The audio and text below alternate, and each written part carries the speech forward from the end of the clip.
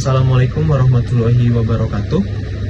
Perkenalkan, kami dari kelompok 2 dan pada kesempatan ini kami akan mempresentasikan materi kami yang berjudul pemanfaatan teknologi digital secara etis dan bertanggung jawab. Anggota kelompok kami adalah yang pertama saya ingin memperkenalkan nama saya dulu. Nama saya adalah Dianendra Fafian Ardi Putra dengan NIM 19242581. Lalu ditemani oleh Ratu Segara Oktavi Putri dengan NIM 19242362. Lalu ditemani juga oleh Sofi Handayani dengan NIM 19242251. Lalu ditemani juga oleh Rifan Camidi dengan NIM 19242294. Seperti yang kita tahu, teknologi digital sudah menjadi bagian dari kehidupan sehari-hari. Hampir semua aktivitas kita mulai dari belajar, mencari informasi, hingga berkomunikasi seperti yang saya lakukan sekarang, itu dilakukan melalui perangkat digital. Namun sayangnya tidak semua pengguna itu memahami cara menggunakan teknologi secara aman, etis, dan bertanggung jawab. Melalui presentasi ini, kami berharap teman-teman bisa mendapatkan pemahaman yang lebih luas tentang dampak positif dan negatifnya teknologi, serta bagaimana menjadi pengguna digital yang bijaksana. Yang pertama, terbelakang, saat ini perkembangan teknologi digital sangat cepat. Siswa SMA adalah salah satu kelompok pengguna yang paling aktif. Hampir setiap hari kita menggunakan media sosial, aplikasi chatting, platform pembelajaran, dan berbagai layanan digital lainnya. Namun, perkembangan ini tidak selalu diimbangi dengan pemahaman yang baik tentang etika digital.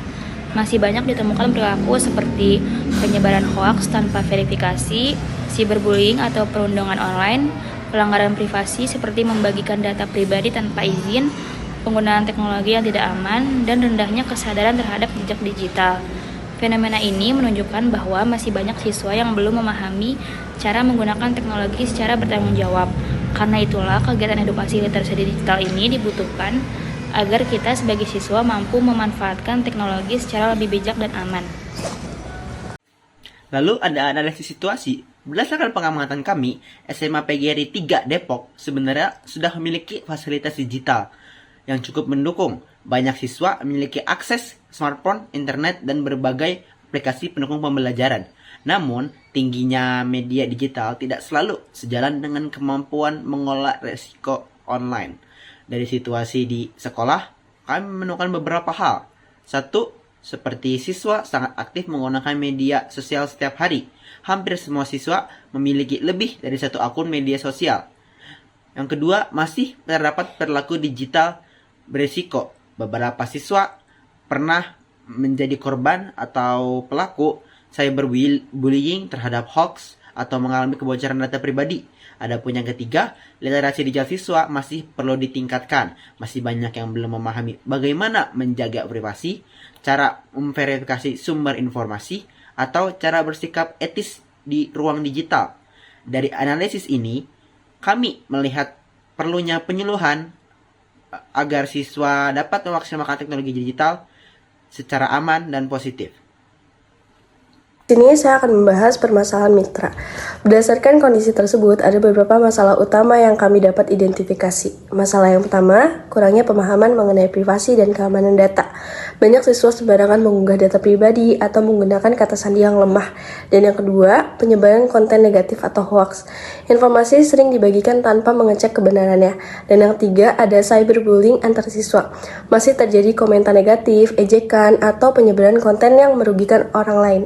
Dan yang keempat, minimnya pemahaman mengenai etika digital, seperti mengunggah foto orang lain tanpa izin atau membuat komentar tidak sopan. Dan yang kelima, rendahnya tanggung jawab bermedia. Banyak siswa belum menyadari bahwa jejak digital dapat berdampak sangat panjang untuk semua orang. Permasalahan ini bahwa edukasi literasi digital sangat penting dilakukan. Selanjutnya, ada tujuan kegiatan. Kegiatan edukasi literasi digital ini memiliki banyak sekali tujuan utama. Dan yang pertama, ada meningkatnya kesadaran etika digital, agar siswa memahami batasan perilaku yang sopan dan bertanggung jawab di media digital. Dan yang kedua, memberikan pemahaman tentang keamanan data. Siswa belajar untuk menjaga kata sandi, mengelola privasi akun, dan waspada terhadap penipuan online. Dan yang ketiga, mengurangi perilaku negatif digital, terutama hoaks, ujaran kebencian, dan cyberbullying. Dan yang keempat, mendorong perilaku positif dalam menggunakan teknologi, agar siswa dapat memanfaatkan teknologi untuk hal yang lebih produktif dan bermanfaat. Dan terakhir, yang kelima, meningkatkan literasi digital siswa secara menyeluruh, termasuk kemampuan menilai informasi dan mengelola jejak digital. Berikutnya, metode pelaksanaan. Untuk mencapai tujuan tersebut, kegiatan ini dilaksanakan melalui beberapa metode. Yang pertama, koordinasi awal dengan pihak sekolah untuk menentukan waktu, kebutuhan, dan tempat pelaksanaan. Yang kedua, penyusunan materi edukasi termasuk slide presentasi dan modul literasi digital. Yang ketiga, pelaksanaan kegiatan berupa seminar dan diskusi interaktif. Siswa diajak berdiskusi, berdialog, dan menganalisis contoh kasus nyata. Yang pertama, evaluasi dan refleksi, di mana siswa memberikan feedback dan menjawab pertanyaan evaluasi. Yang kedua, dokumentasi kegiatan sebagai bukti pelaksanaan. Metode ini dirancang agar kegiatan tidak hanya bersifat satu arah, tapi juga memberi ruang bagi siswa untuk aktif berpartisipasi. Lalu, selanjutnya ada teknis pelaksanaan. Pelaksanaan seminar dilakukan melalui beberapa tahapan. Yang pertama, pembukaan kegiatan, menjelaskan tujuan dan gambaran umum materi. Yang kedua, penyampaian materi secara visual, menggunakan PPT agar mudah dipahami dan menarik untuk siswa. Yang ketiga, simulasi dan contoh kasus, misalnya simulasi pengaturan privasi, akun, atau studi kasus cyberbullying. Yang keempat, sesi tanya jawab dan kuis untuk mengukur pemahaman dan membuat suasana lebih interaktif. Yang kelima, penutup dan evaluasi. Siswa memberikan tanggapan dan mencatat hal penting yang mereka pelajari. Tahapan ini memastikan materi dapat tersampaikan dengan baik dan siswa mendapatkan pengalaman belajar yang menyenangkan. Selanjutnya di sini ada materi yang kami sampaikan meliputi beberapa poin utama. Poin yang pertama adalah etika dan tanggung jawab digital, seperti cara komunikasi yang baik, yang sopan, menghargai privasi orang lain, dan tidak menyebarkan informasi tanpa izin. Lalu yang kedua di sini ada keamanan data dan privasi online, seperti penggunaan password yang kuat, pengaturan privasi, dan kewaspadaan terhadap penipuan online. Dan yang ketiga, bijak bermedia sosial, agar siswa memahami batasan konten yang boleh dan tidak boleh dibagikan.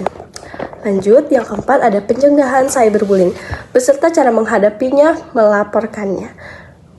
Yang kelima, di sini ada digital footprint, yaitu bagaimana aktivitas online meninggalkan jejak yang bisa berdampak pada masa depan, seperti ketika mendaftar kerja atau kuliah. Baik, materi ini dirancang agar relevan dalam kehidupan siswa sehari-hari.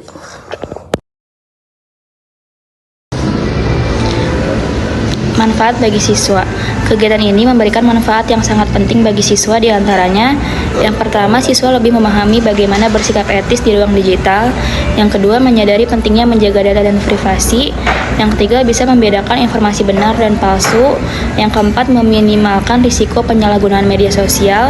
Yang kelima, menghindari tindakan cyberbullying baik sebagai pelaku maupun korban.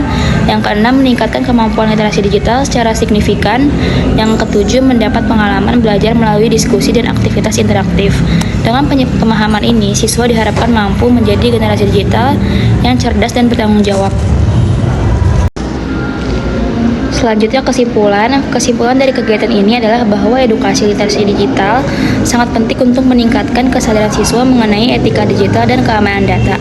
Melalui kegiatan seminar dan diskusi interaktif, siswa menjadi lebih paham bagaimana menggunakan teknologi digital dengan aman, bijaksana, dan bertanggung jawab. Selain itu, kegiatan ini juga dapat menumbuhkan perilaku positif dalam bermedia sosial dan mengurangi dampak negatif seperti hoaks dan cyberbullying.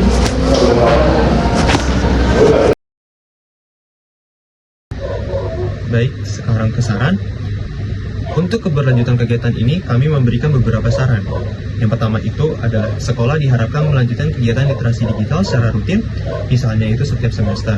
Lalu yang kedua itu materi literasi digital sebaiknya dimasukkan ke dalam kurikulum, terutama pada mata pelajaran yang berkaitan dengan teknologi.